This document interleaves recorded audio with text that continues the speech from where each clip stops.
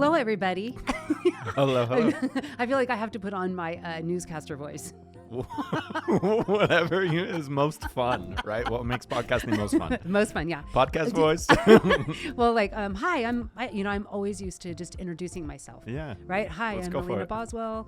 And who am I? I'm just Melina Boswell. Period. Period. Punto final. Exactly. So Melina Boswell here with Dr. Nathan Iverson. And I was just thinking I should probably maybe when I do the intro, I'm sure I've already done the intro. Well, I will by the time people hear this. And then I'll give all of your letters and all of your accolades that come after Nathan your Iverson name. is enough. My friend. Perfect. So on my, this is, I guess, the inaugural podcast of That's Melina right. Boswell. Do you know what? You were also in the inaugural podcast of mine. I do That's know. pretty cool. I know. I thought about that. I totally thought about that when I invited you. Both of us are like, who's the safe person? Exactly. Who's going to actually have a conversation and can get it when, especially, we have no idea what we're talking about. And so, no, I do know what I'm talking about. But so one of the reasons, I mean, aside from you being a very safe friend and somebody I respect and admire and love as a friend, really, it was your challenge to me back in April of 2019. Yeah. Can you believe that? It's almost 2 years. That's quite a bit ago. I know. Isn't Like, that wild? What happened? I know. There's some people that are saying we don't count 2020. So, it was just like a year A year ago. I actually think that. I seriously think that. Like 2020 didn't even happen. I know. Like it just didn't even happen. I was asleep for half of it. Me too. And it's wild for me. 2020 wasn't like a year from hell for me at all. Yeah. It was I a think great year. for many of us. Isn't that awful? Yeah. Even those of us that got COVID. Right. We got COVID. We got COVID. Yeah. The world reset. It's true. So true. Interesting. I think it's going to be super interesting to look back on 2020, later on, and what it represented to all of us, like as a world. Yeah. How will the history books write it? Will they focus on like decreased climate change in like relationships? Will they like increase alcohol abuse, or like the positives or negatives? Right. What are they going to? Maybe both. Maybe both. That would be wonderful. That would be wonderful. If they actually historically wrote the truth. Imagine that. Both sides. Right. Our history books are written by the winners of the wars. Right. Right. Wow. God, I feel like we can go on. Well, anyway, so back in April of 2019, we went on a retreat. Yeah. That you led. Yeah. For me and my leadership team. And it was a leadership retreat. Yeah. And we did a lot of work. Yeah. We did a lot of work. It was a 3-day intensive, right? Yeah. 3-day intensive. It was super so intense. fun. It was and also so exhausting. fun. Uh-huh. Remember going back to the hotel room and just like collapsing afterwards? Yes, I do.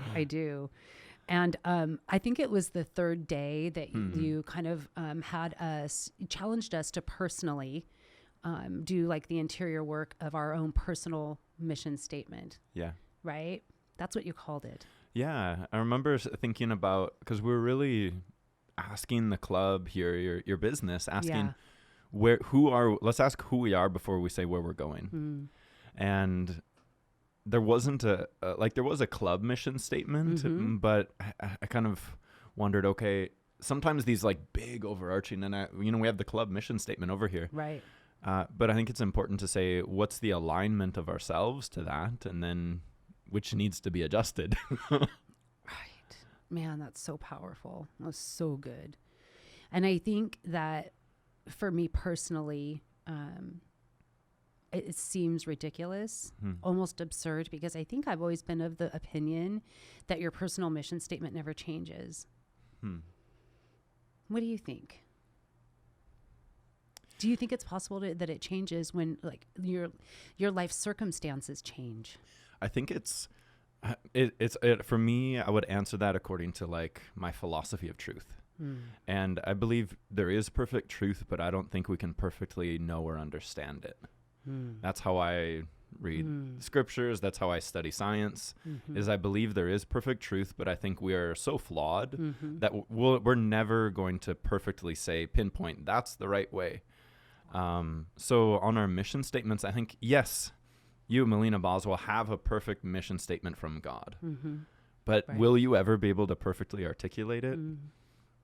Please. Like, I mean, for like, if I think about myself saying that, like, do I really think I'm that self-aware and enlightened that at this point, at this limited amount of years of experience, I would say I perfectly know all the purpose of life? Like, really? Right. It's a little arrogant. I think it is. So I think there's like seasonal mission statements. And I think those are usually what we probably express when we write our mission statement. Sometimes I think if we compiled our seasonal ones, I think we might get closer to, it's almost, I would guess it's like the radial around a tire, like the core of the tire, that's where your truth is. Right. But when we write our mission statements, you're circling around it. And if you compile all of your months and years of experience, there might be some themes, and then that's what we can get to heaven and say, God, what's my purpose? Right. You missed the mark, baby. He'll say, but it's okay. Well done. Good try.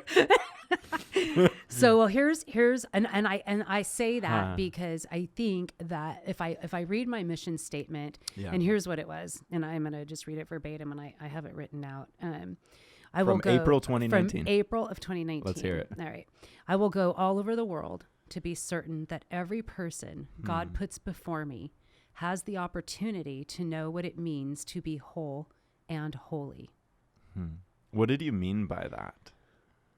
So, and you're in a different place in that time too. I was in a very different place, and it still resonates as truth for me. Awesome. I think probably the biggest shift for me, if I look back at my life, I think my prayer has always been like, God, put before me whoever you want me to serve today. Yeah. Right.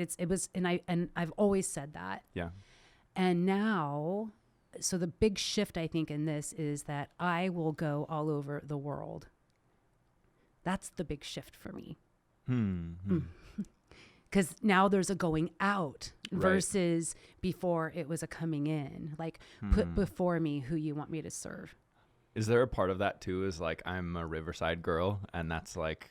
Maybe. Like for me, I think there's still this like 17-year-old farm boy that works without his shirt in the summers and just drives old tractors.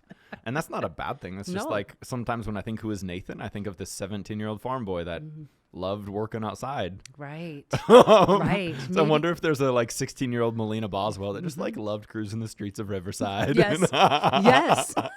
Still inside there. Still inside there. And maybe that's the truth. And now as I'm in this new season of my life, right, of being widowed. Yeah. Right.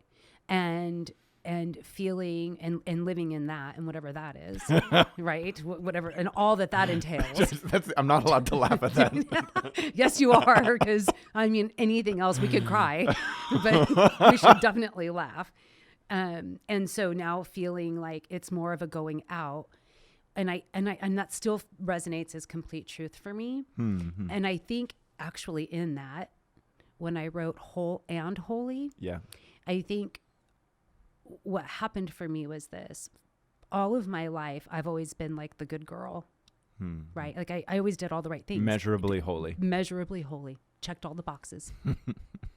Checked all the boxes. Sounds so boring. Right? Right?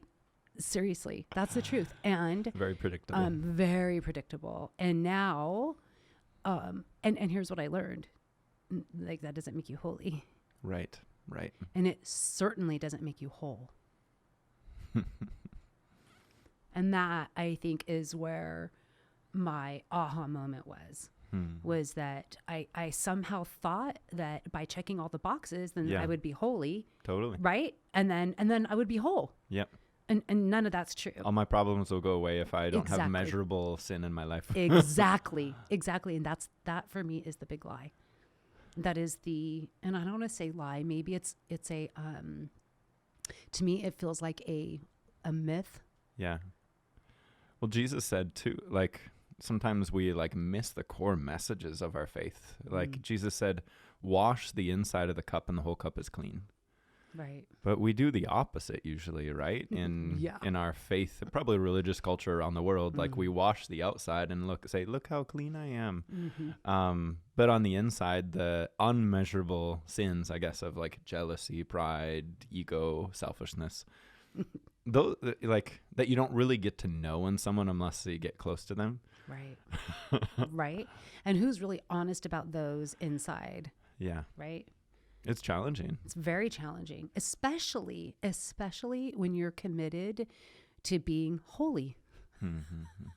You know, like for me, if I look back on my journey of, and I'm just going to call it my journey of holiness. Sure. Right. With an H, with no W. Yeah. My journey of holiness. I was authentically, like, intentionally having zero sin in my life. Immeasurable sin. Okay. That's the word. Because if we only say zero sin, then we're saying the only sins there are is like, don't get drunk, don't sleep around, don't swear. Right. And then you're a good Christian. Right. Measurable sins. But then pride, judgmentalism, like neglect for the poor. And we're saying really sin. I grew up Lutheran, and in part of the Lutheran, I think Catholic too, like confirmation, they talk about sins of omission and sins of commission. Right. Yeah.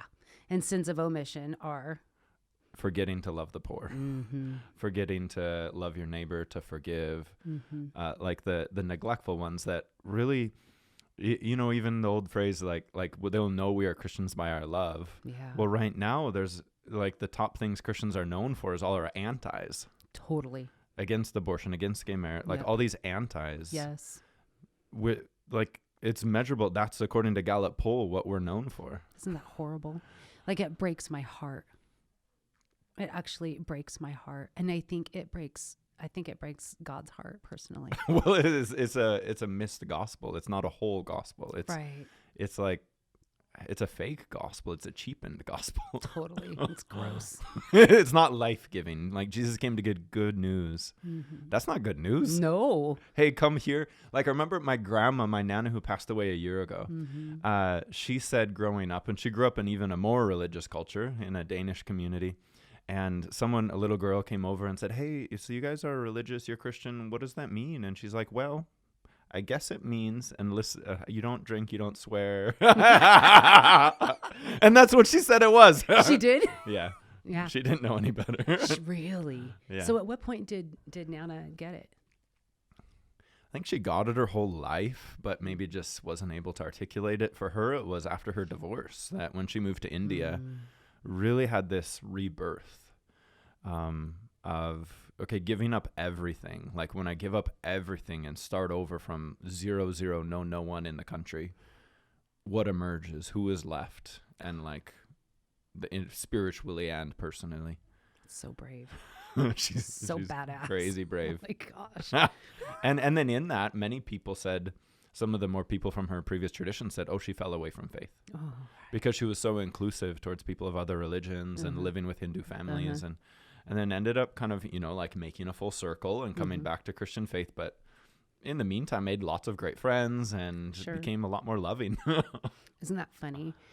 So we were talking about, you know, that kind of goes so in tune with, in line with whole and holy, right? Yeah. When you said that at the retreat, I remember I heard the word holy. And I thought at the time, and I've never said this, but I thought that's a church word. Oh, right. And at the time, I'm like, Melina's not like a very churchy person. Right. That's very interesting that she used the word holy. And we were with like 15, 20 people in the room. So I didn't like zero in on you and said, what does holy mean? But I want to ask you now, like, what the heck does holy mean? Yeah. I think that's been my battle. I feel like when I say holy, I do believe it is my internal struggle with my faith, right? My understanding of who God is. I honestly, the last year before Dave died, I think, and then the year that Dave died, I got so unbelievably clear that God as I know him doesn't exist only in the Bible. Of course. The scriptures even say that. Yeah. Well, thanks for laughing at me, but sorry. You're like sharing this great spiritual awakening. I know. And you're like, no kidding, dum-dum. Sorry. No. Take it back. I take it back. It's okay because it's true though. But like, I do know that, but Yeah. I think, because here's the thing. I didn't even know who he was until I was 23 years old. Wow. Yeah. See, so I was raised with zero faith. Yeah. So I always knew deep down that there was God, Yeah. air quotes, Yeah. right? But I didn't know who he was, and I didn't know he had a name, and I didn't know he had a personality, Wow. and I knew nothing. Like I had Catholic friends that I would go to church on Sundays only because I would spend the night at their house on Saturday night. Yeah. Do you know what I mean? So you'd wake and up we'd have to go. We'd have to go to church, which was I didn't understand a thing happening, And so that was my only experience around religion. But so I knew that, and I was raised by good parents, good Yeah. people, just do the right thing and Right. Great values. great values, very much. And so there was my life wasn't falling apart. So I didn't have some need to be saved, to be, you know what I mean? Like everything was fine. I was raised with lots of love and a great family with, all the traditions, all the American traditions, right? So when I read the Bible, I was like, oh, here's the truth. Right. So then, I got maybe a little radicalized. I don't know if I'd say radicalized, but I was like, oh my God, does everybody know Jesus? Like, you got to know Jesus. Did you know that, like, really, like, I was like, my hair was on fire. Yeah. Because I was like, oh my gosh. And then reading things that were absolute truths for me, mostly in the way of what is good, right? And what is not good. What is the right way to think. Right. Those were the things that penetrated in me. And I think for people when they first become Christians, that's a common thing. Those are the measurable ones. It's like, because you have all this energy and you say, what do I do now? Right. And that's what happened. Yeah. What do I do now? So it was like, oh, you know what? I got a list. I can just check off the list. Memorize Bible verses. Yes. Yeah. I'm in. Yeah. So that's what I thought. And then, I mean, as an adult, Yeah. it was, and now I'm raising my kids. So of course I'm like cramming this down my kids' throats. Here's the list. You guys got to follow the list. Here's the box. Stay in this box. And if we all stay in this box, we're going to be okay. Yeah. And that wasn't the case. Right. So what I learned was, no, not so much. And so now my faith went into a deeper level. And then I started to really get to know God, like on a super intimate personal level, which was a real struggle for me because I had such reverence. And I was afraid to just like shake my fist at him and go, seriously, dude, what are you doing? Yeah. And that's how I really felt the last year of Dave's life. Of course. That's how I felt. And I felt ashamed by that. And I would say things like to him, I found myself more recently, afterward, I think. Yeah. I think during that time, I learned a couple of things. I learned that he's a real gentleman, like such a gentleman, because I would say things like, I'm really pissed. Yeah. And so like, oh, I feel like, hey, I held at my end of the bargain. So where were you? Right. And like, because I checked the boxes. I checked the boxes. And so where were you? Yeah. Oh, you weren't here. So yeah. I don't want to talk to you right now. Uh-huh. And then just I imagine him just sitting there like, yeah. It's okay. It's okay. It's okay. It's okay. Like giving me lots and lots of grace. Yeah. I feel like I've probably just like the kind person in the room that as you curse at them, they're just like not losing their cool. Yeah. Not getting triggered. You have to be crazy mature to not get triggered by someone you love. Right. So I think the idea of me being completely whole as a person and then being holy, like, is it even possible to be whole and holy? Or is it whole or holy? So your question is, or your I don't know, question to the universe, I guess, is, whole and or whole or holy. What are your first thoughts? Like, what do you think? Is it and or? Yeah. It's so funny. Like if I'm totally honest, right? Yeah. My higher self realizes you can be whole and holy. Okay. I believe that, I think. But and I think that's probably I think that's bullshit, to be honest with you. I don't even think that's true. Like, I don't really believe that. I don't believe you can be whole and holy. That's the truth. Okay. That's where I really am. And holy as defined by American Christianity or like Hebrew cultural traditions? Well, why don't you, I'd love to hear your explanation or description of both of those. So American cultural Christianity, which also Christian nationalism is birthed out of, which we saw with the events of the last several months. Right. With like Jesus loves you storming the Capitol. Right. So American nationalism, and if we rewind, it's American Christianity. If we rewind, it's Billy Graham, all these good things, but just had, I think, a little deviations from historical Christianity. And then if we go back further, it was the Enlightenment. And if we go back even further, we're birthed out of Greek thinking. And Greek thinking says, and Christians that grew up in that said there's a separation between body and spirit. Hebrews were more like Native Americans, and then they said like body, spirit, it's all one thing. Greek Christians and some famous saints in our faith talked about our body as being unholy. So they would punish themselves. This is why people would go like desert fathers, like go into the wilderness and punish your body. They would say sex is a bad thing. Right. Because it's a part of your body. It's a part of your lust. It's, if physical pleasures are bad. Flesh is bad. But the Hebrews actually were the opposite. They said, no, God created it. It's good. We're made in the image of God. Sex is a good thing. As well as all other pleasures. They're good. That's why, like Jesus turning water into wine. If we're Greek thinkers, we have to go back and make history match our theology and say it was grape juice. It was clearly not. Right. They didn't drink alcohol back then or something. But the Hebrew, so really to kind of come back then, the Hebrew understanding of holy means set apart. Right. The American, birthed out of Greek thinking version of holy is about not sinning. It's about having the outside of the cup measurably different. And if that's what we're saying, I'm like, I'm with you. That's bullshit. That's not Jesus. No. That's not Jesus who hung out with prostitutes and like gave people more alcohol at the party after they were drunk. Like, that's not the Jesus of the scriptures. Right. But if we say holy, set apart, the word holy was talked about the nation of Israel.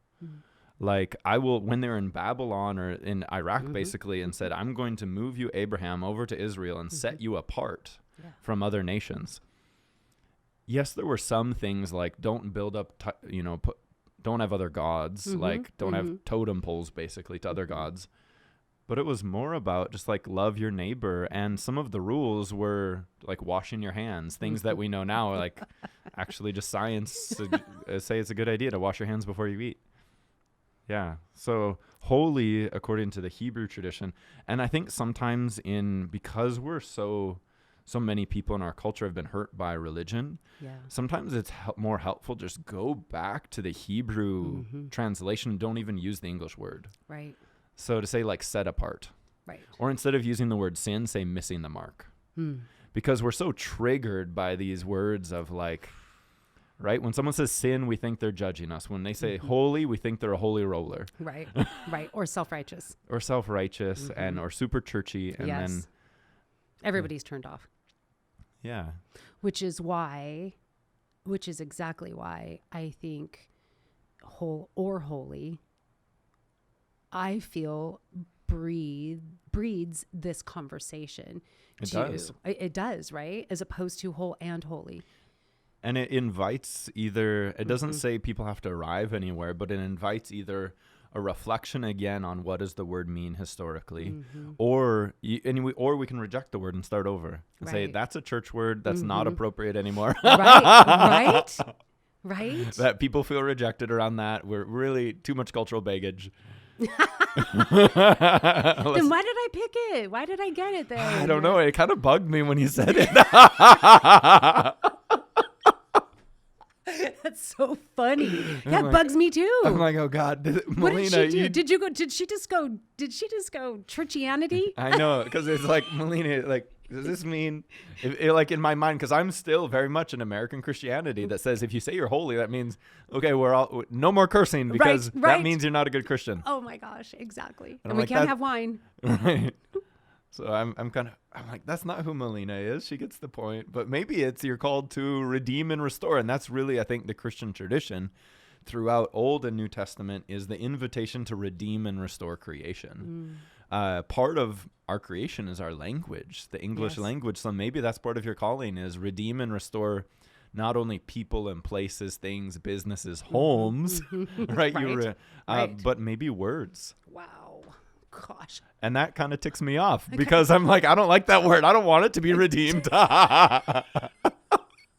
So that's so interesting. Wow. Why do I got to be called for that? Prophets are always called for those hard things. Jeez. So whole and or holy, I think that could be part of it is redeeming our words. So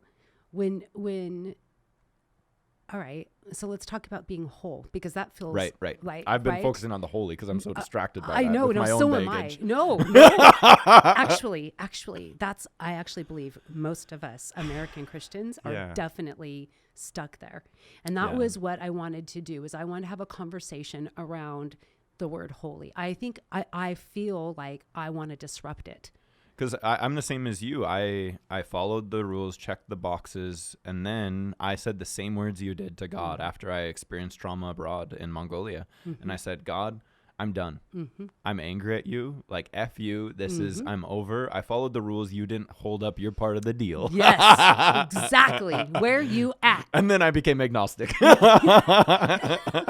How long were you agnostic? I didn't last very long. Like such a strange thing. Like a summer. Like a summer. Yeah. Yeah. Was that the best year of your life? Like cringe-worthy year, worse than 2020. Right? Would have been 2010. Wow. Okay. Yeah. Interesting.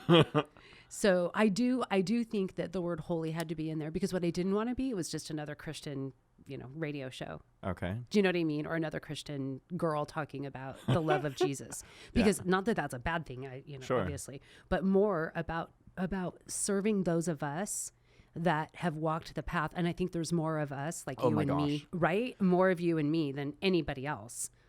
Probably true, right? But there's not there's very few church buildings that are full of like the Christians that drink and curse and still want to honor God, because I think there are those churches, but then sometimes they say there is no truth. Right. Oh yeah, exactly. Yes, exactly. But we're like, no, there is truth. Right. There is righteousness. Yeah. And we just weren't perfectly hitting the mark before. Right. Exactly. Because the wholeness. Yeah.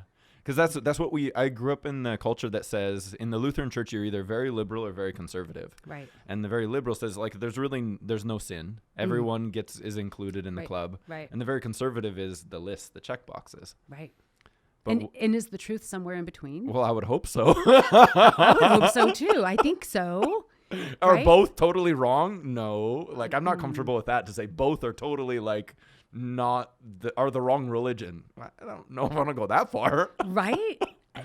In my little town of 200 people, half the people went to one church, the liberal one, half went to the conservative. And their lifestyles reflected it. Really? So I'm interested. Like when I think about that, when I think about the liberal church and then like the conservative church, I think about like worship. Don't you think like worship is the kind of like it's a good indicator of what their worship practices look like? Yeah. Right. I think about all kinds of things like these. Like are the church, things. you mean Sunday at 10 a.m. What worship looks like? Yeah. Okay. Yeah. Yes. Like, does the really conservative church have no music? We did have music. We had an organ. Both. The funny thing is, both had the same style of worship. Oh, interesting. Because for us, it wasn't style of worship; it was lifestyle. Oh, got it. Yeah, that's interesting. Lifestyle and who can get married in our church. Oh, were the two things. Wow. Yeah. Okay. So is there a possibility that this is really I think the disruptive conversation I want to have is the idea around wholeness and holiness. Well, it's right. If we go right to the issue, it's the fear among conservative Christians is if you don't have the checkbox, can gay people get married? Right. That's really the thing they're afraid of. Absolutely. Isn't that crazy? That's the thing. It's, well, I don't want to get liberal because then gay people can get married in church, regardless of their faithfulness to one another, right? I know. Right? I know. Yeah. Oh, and straight people, you know, if you're in the conservative church, straight people can get married regardless of their intention to be faithful to one another. Isn't that wild? Like tomorrow, all right, get married. Right. Well, since you guys already had sex, you might as well just get married now, and then it'll make it all okay. Right. Regardless of. Or what you look at in the internet, or, you know, like not talked about. Right. As if that is less bad or something. Right. If that's less missing I'm a huge fan. I'm a huge fan of monogamy across sexuality. And I think if we look at like whole and kind of work on holy later, but like if we look at whole, what does it look to redeem and restore? And that's really language that's resonated with me through some of the churches I've been a part of. But redeem and restore, and I think you're called to that, Melina, like redeem and restore language. Homes, you say in your business, you say mold is gold, and you find the worst homes possible, and then you flip them and then make a lot of money on that, and that's great. Right.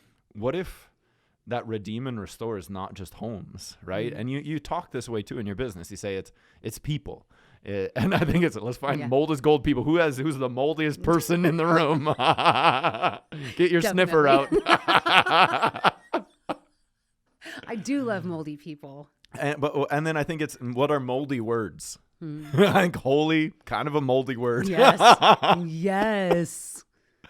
And we're so wrapped around this measurable sin thing rather than the more, because the measurable sins changed all the time in scriptures, like can't eat meat or can't eat pork. And now women have to wear hats and head coverings. We're really comfortable in scripture saying, oh, that was historical, it doesn't apply anymore. But as soon as it comes to things that are like make us uncomfortable, like sexuality or alcohol or, you know, or language, then it's like red flag. No, that was absolute truth. All the others were cultural. Isn't that interesting? Right.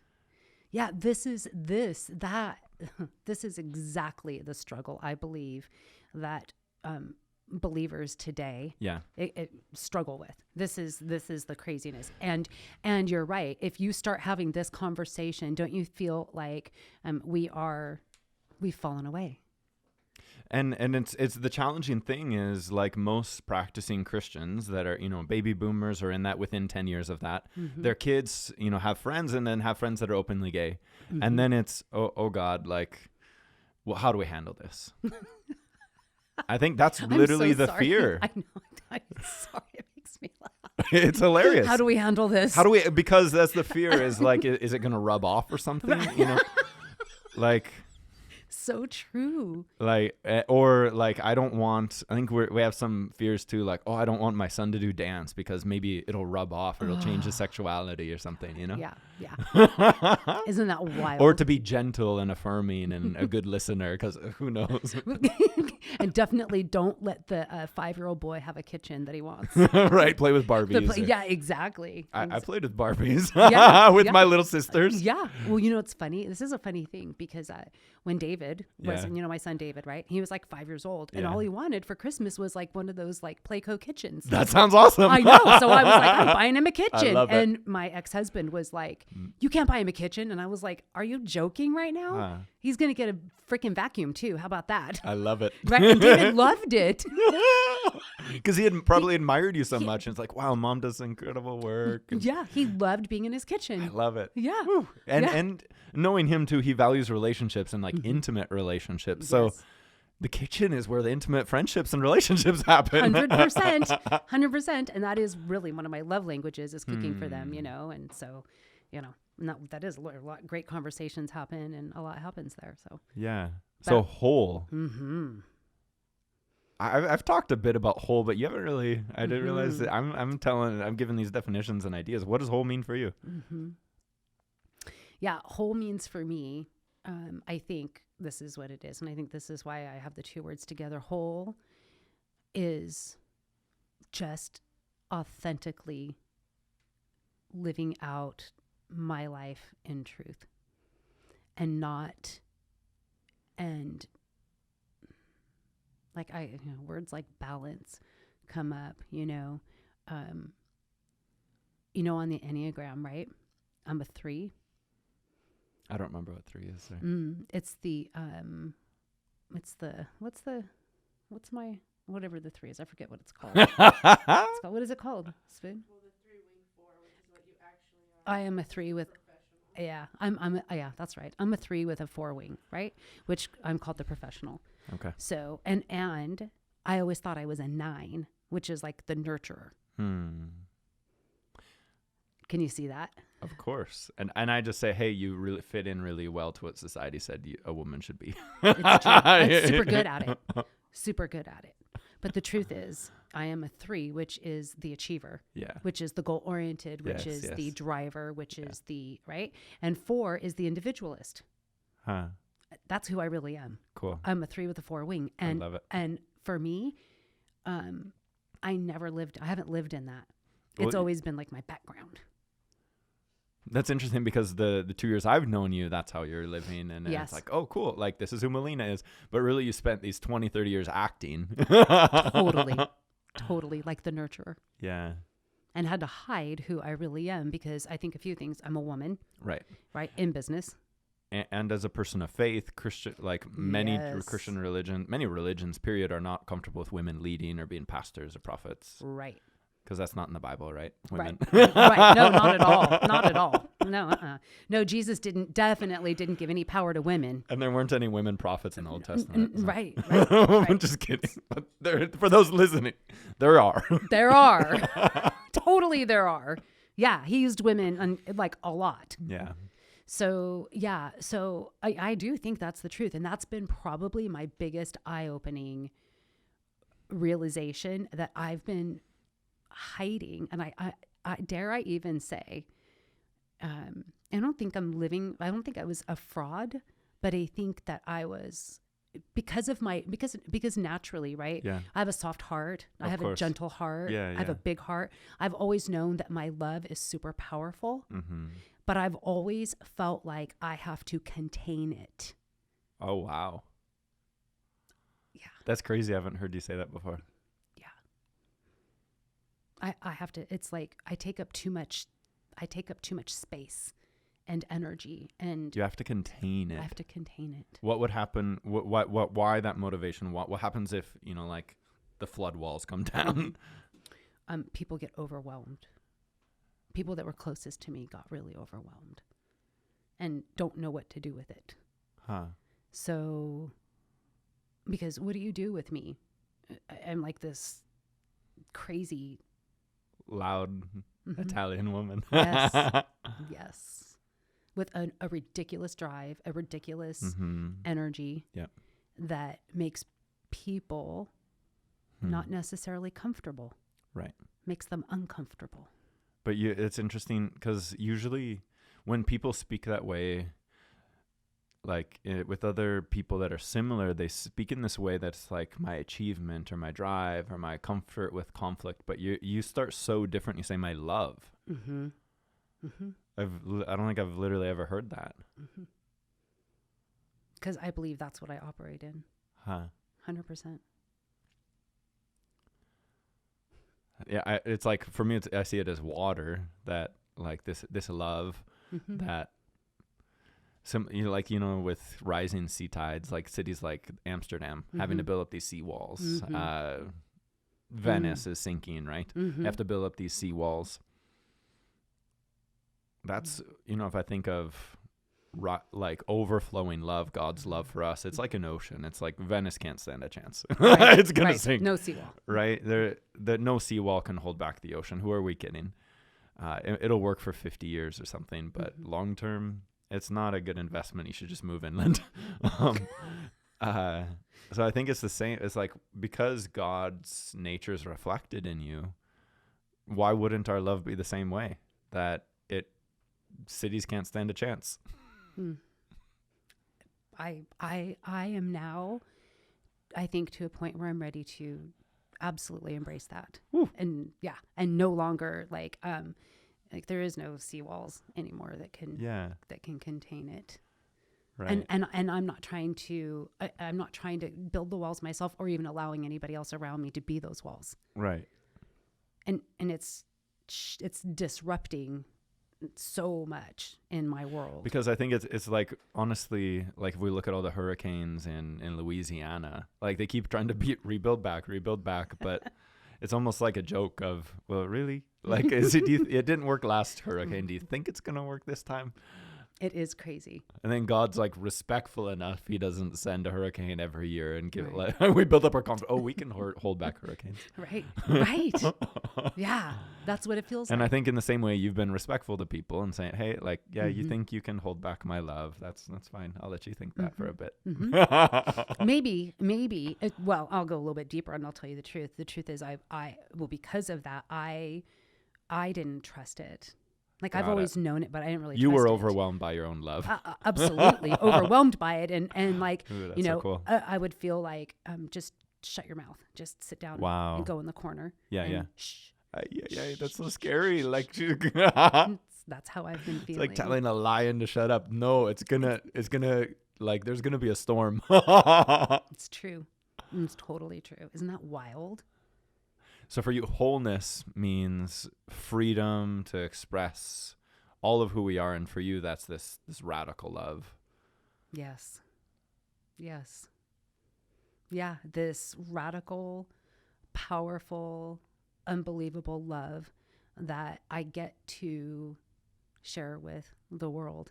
And that's how I see it. That's how I see my personal mission statement, to go all over the world, to allow every person that comes before me the opportunity to know what it means to be whole and holy. So if we like flesh out those words, it's go throughout the world to let every person that comes before me to know and experience what it means to experience radical love and acceptance and Being set apart. Yeah. For something super special, like unbelievably special. And that's the original word of holiness, like the nation of Israel, to be set apart, to be a refuge for the nations, to welcome the orphan, the widow, the refugee. Right. To build, like Solomon did, this dynasty. Right.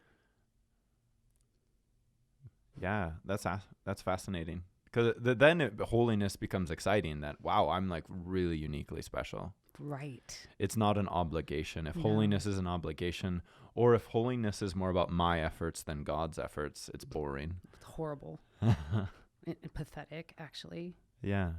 Now, if we can define it that way, of like, to your mission statement, to go throughout the world, to know and love each person that comes before me, so they can experience unconditional love, like this overflowing love and acceptance, and discover their own infinite potential. Yes. Yeah, that's really exciting. It's obviously that's not a phrase, that's not a book title. No, if it could be. Yeah. Right. That's why I posed it the way that I did. I mean, and look at, let's be honest, I didn't think it all the way through. Those were the words that were given to me. Yeah. So it isn't like you know what I'm saying? Like, those were the words that were given to me. So those are the words that I use. And so now then I start dissecting it and going, so what does that mean? I think that makes a lot of sense. And for you, you've always been drawn to Hebrew culture. Like you said, when you went to Israel, you're just like shook. So it makes sense that like the Jewish narrative of being this remnant, of being this people that really are the hope of the world. Through Jesus, the Jewish people are the hope of the world. I know. It makes a lot of sense to me that if your personal mission statement is like on par with, or like very equivalent to the calling of the nation of Israel, That's crazy. you're going to be very shook when you step foot there. What, buddy? I'm looking at Amir going, whoa, what are we doing right now? Yeah. Nathan brought it around back to you, buddy. We have Amir, our Jewish friend here. Yes. Or Israeli, he identifies as. Yeah. That's awesome. Yeah. All right. Well, Nathan, thank you. Yes. What a freaking cool conversation. We worked through your mission statement. We did. Because I'm way too task oriented. I'm like, check mission I statement. don't. No more boxes. No more boxes. No more boxes. No more boxes. We are moving towards wholeness. Exactly. And being set apart. Being set apart. I love that. Yeah. Being our wholeness and set apart. Yeah. Amazing. Thank you so much. Anytime. All right. Cool. Blessings on your journey. I'm excited for this podcast. Yay! You listen to your episodes. Me too. Thank you. Right on.